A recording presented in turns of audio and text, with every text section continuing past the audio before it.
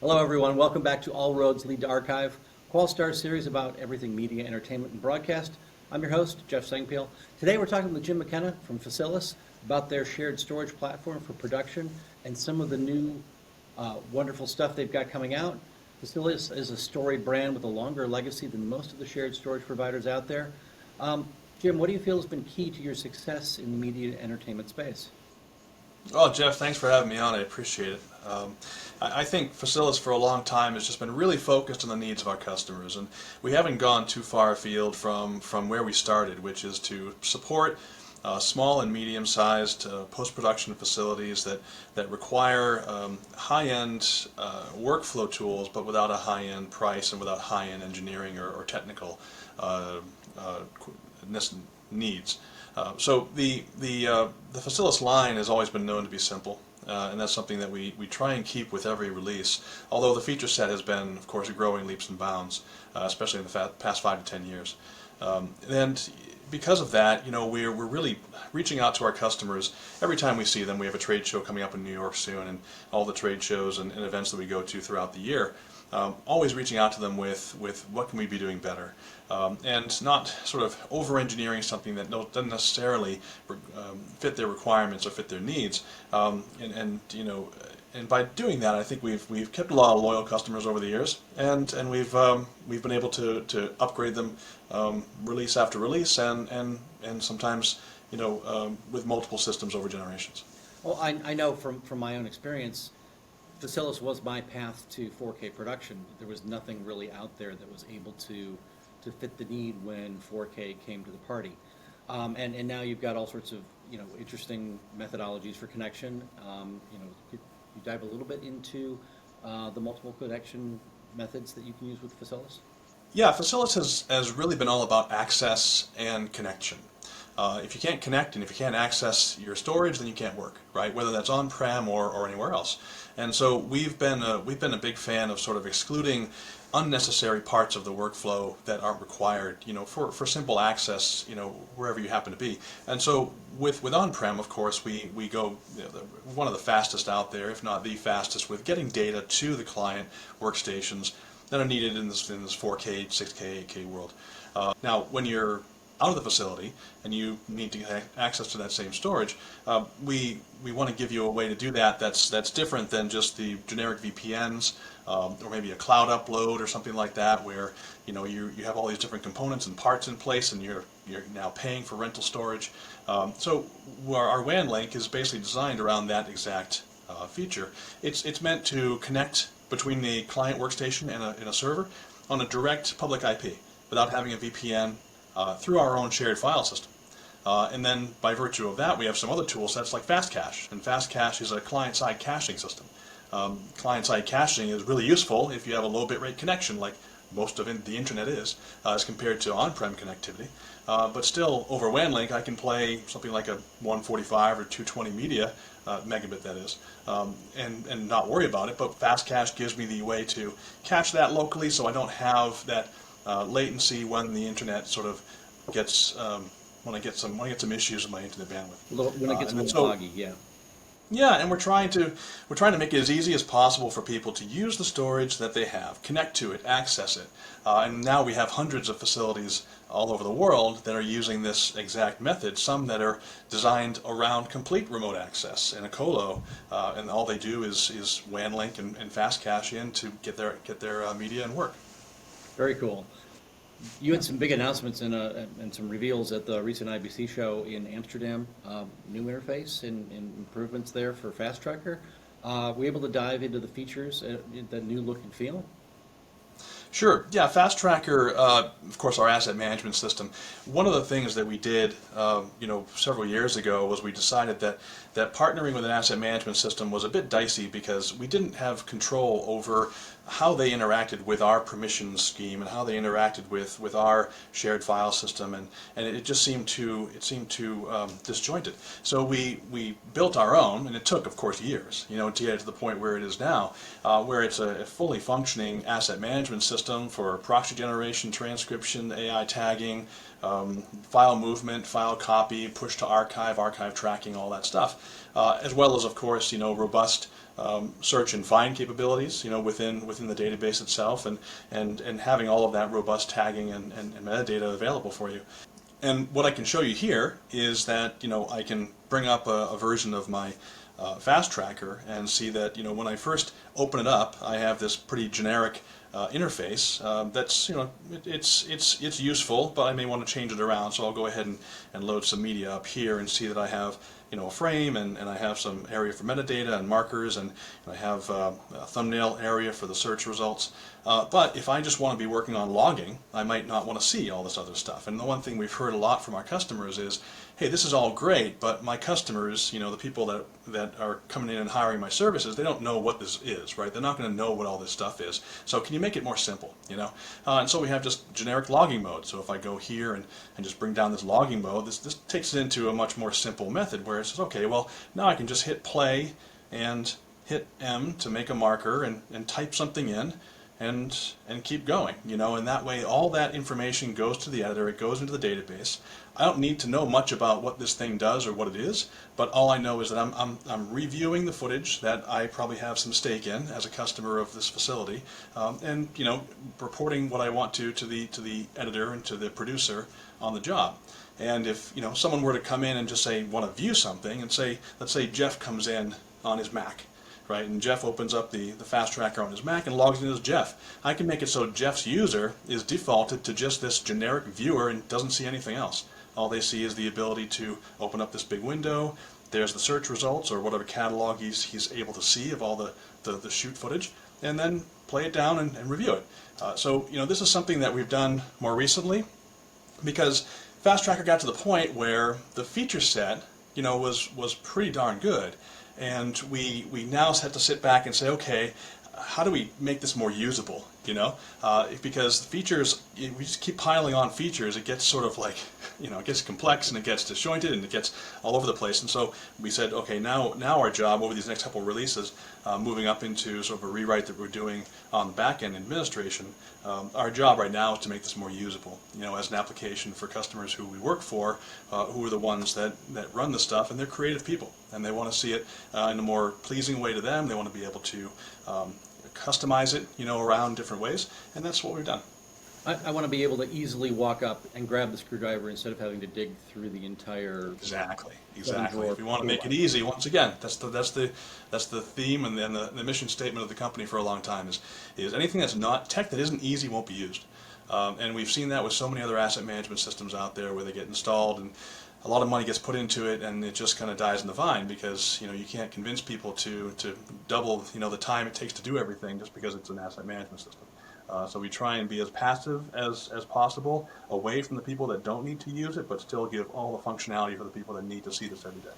So getting into that, adding that more functionality, AI integration's actually been part of Fast Tracker for a while now, and making it one of the solutions that is really actively integrated inside the asset manager on a storage platform, not as an add-on, third-party kind of deal. Are there any cool features now, and what's on the drawing board for the near future that you'd be able to share about with the AI side of it? Sure. AI for us, we started out as transcription, and we had a transcription service that was local on the server, which was kind of unique, that you didn't have to push things up to the cloud to get them transcribed, and you didn't have to have a secondary service sitting there making those transcriptions all the time. And so we've enhanced that in the latest release using Whisper AI, which is OpenAI, and we've done that on the system as well. It doesn't require any push up into the internet. Doesn't require any transcoding to a different format, and it just up to 30 languages automatically can be discerned and transcribed on the records. And that transcription, of course, is all available for search. It's available for export as SRTs, it imports as a captions track, in Adobe, for example. So, lots of things you can do with that after the fact. Everyone has transcription now, every application has transcription, it seems, but having it in the database that overarches and all of your project files is important because that searchability is there now. As far as the object recognition and everything goes, we're now using Vertex AI through Google.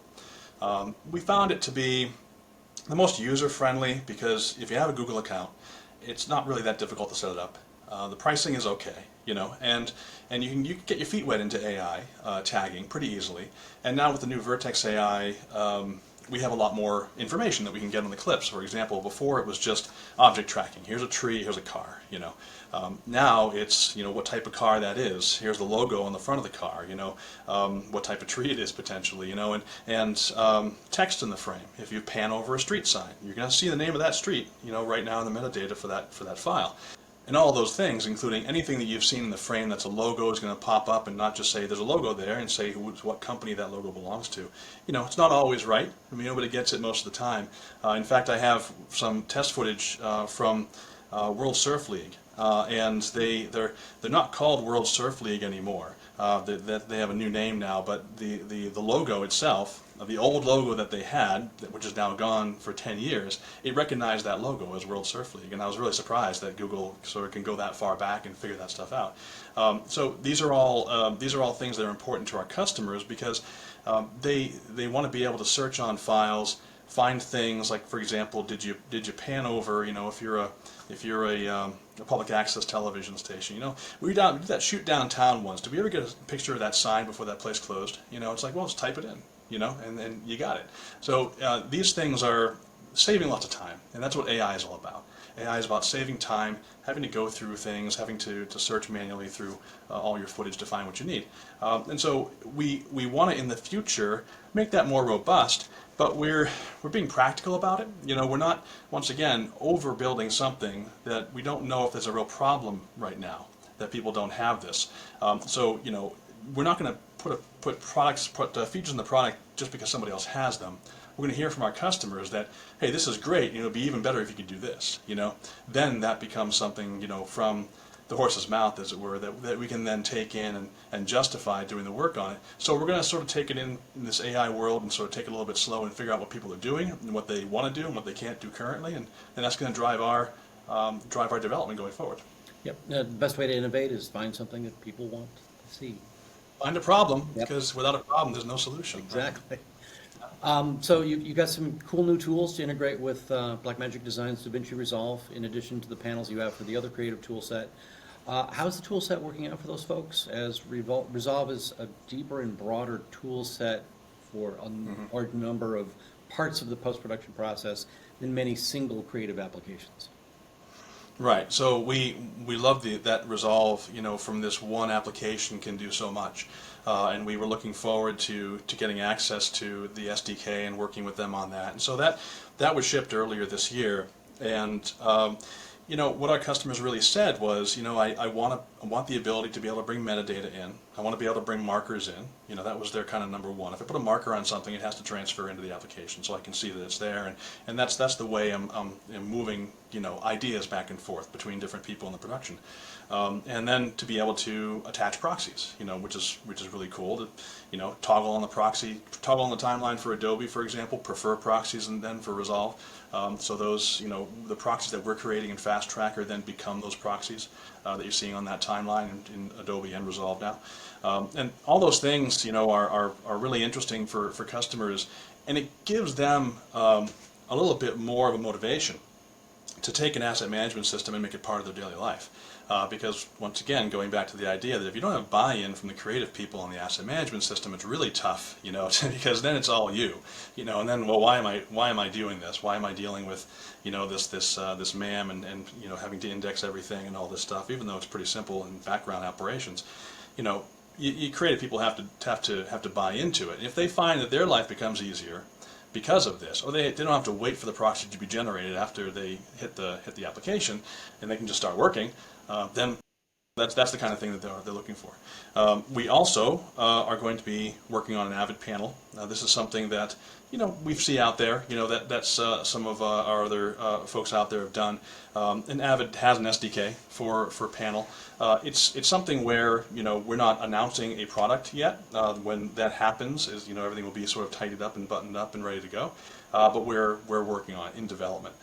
So that's another thing that they're looking to do, because we have a lot of people who are moving away from Nexus storage, moving away from Avid environments, and still using using Media Composer.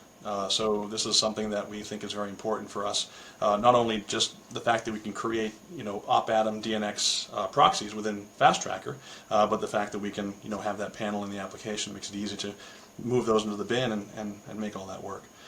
So that's something to look out for in the future. Definitely, and you folks have always had bin and project sharing since the very beginning of Facilis, so it just seems like a natural progression for that. Yeah, in fact, we supported Avid to a greater degree and I could say the correct way, earliest.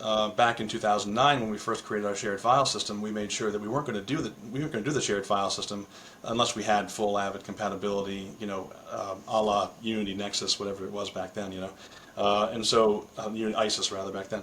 But we did that, and we do it at the operating system level. So unlike some of the other folks out there that are sort of doing some things with the application to make it work, we report ourselves as compatible storage right to the OS. So you can upgrade your applications, you can use whatever version you want back and forth, different clients, same client, different versions, doesn't matter. It's all going to look the same. As far as Facilis storage is concerned, it's going to work with the bin and project sharing and have the proper icons and distributed processing and all the stuff that Avid does behind the scenes. All the goodness. So course. Strata, very cool addition for your hub users. Strata is an upcoming alternative to in-cloud media delivery to end users, founded by the Cioni brothers, who I used to work with. Tell us about the deets there and what the advantages and differences are to other methods this new partnership is going to bring for creatives that use Facilis. Yeah, we thought it was really cool that someone was coming up with an idea where you had full access to your on-prem assets without having to put them in the cloud. Because, going back and just bearing repeating that we like the idea of using your storage that you've bought and not having to worry about cloud cost and cloud components and upload times and everything else, and whatever else you may have a problem with cloud. I mean, there's definitely some things that cloud is great for, including offsite disaster recovery and really widely disparate work groups and geosynchronization of data and things like that. But when it comes to day-to-day operations, putting 100 terabytes in the cloud just so everyone can see it is not cost effective. And of course, anything you're doing that is cost effective in the cloud, including like Deep Archive and Glacier and things like that, well, that's not accessible, is it? So you're sort of stuck between a rock and a hard place here. So the idea, and this was the impetus for us to come out with the WAN Link product, is that everything should be available to anyone anywhere, regardless of whether you have a corporate VPN or whether you're messing around with that sort of infrastructure. And that's the way that we do it. But if you don't want to do port forwards through the firewall and things like that, even though it's fully encrypted and safe and secure with WAN Link, you can use something like a Strata. And Strata is basically, the agent sits on our server. It runs natively on our server. They did some work to expose the virtual volumes that are chosen as share points, or whatever they call them, into the Strata agent.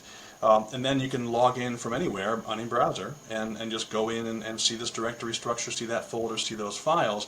And as soon as you click on it, it starts the player up, which basically is a real-time transcode into a bit rate that's suitable for your connection. So if you're on a plane, or if you're on a plane, don't try it, but if you're in a hotel or if you're in a coffee shop or something, it might be a 5 or 7 megabit file. If you're at home, it's going to give you a nice 20-25 megabit high quality, and the point of this is that you have all this footage, potentially that is being shot for you as a customer of this facility.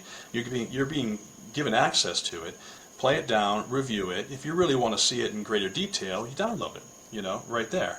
And those are all things that you can do through the Strata app. And you can do things like they would do a lot more than this, of course, that they'll explain to you if you ask them. But they're going to be continuing on with their feature set as well. And I thought it was a really great product, and I thought their price point, free is the starting price point for them, which is a great price point. And so for our customers to dip their toes a little bit in this type of global access to on-prem assets, it fits right in with our sort of theme, of not having to use cloud for daily operations and daily workflow. So it was a good fit, and so it's a good partnership.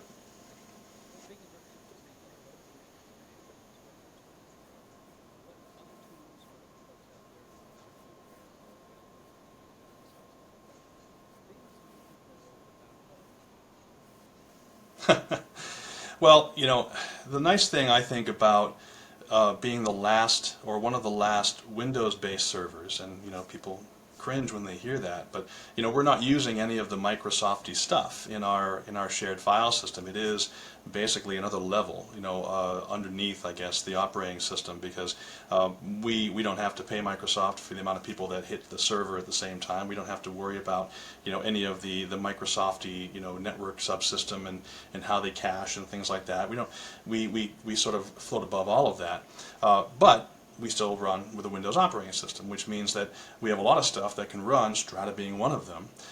We are the only, I believe, still the only shared storage provider that can work directly with Strata because of the fact that we're on a Windows platform, and it makes it easier for people to develop applications that can be compatible with Facilis. So there are multiple NDI-based agents. I know KiloView has been tested and used on our system for direct NDI ingest.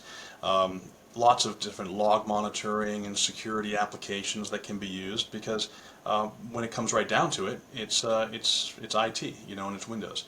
So I think for the folks who are sort of more comfortable with that level of control over their workspaces and control over the operating systems that they use, if they're not familiar with Linux, maybe they don't want to go there, which means a Windows-based system would be better for them.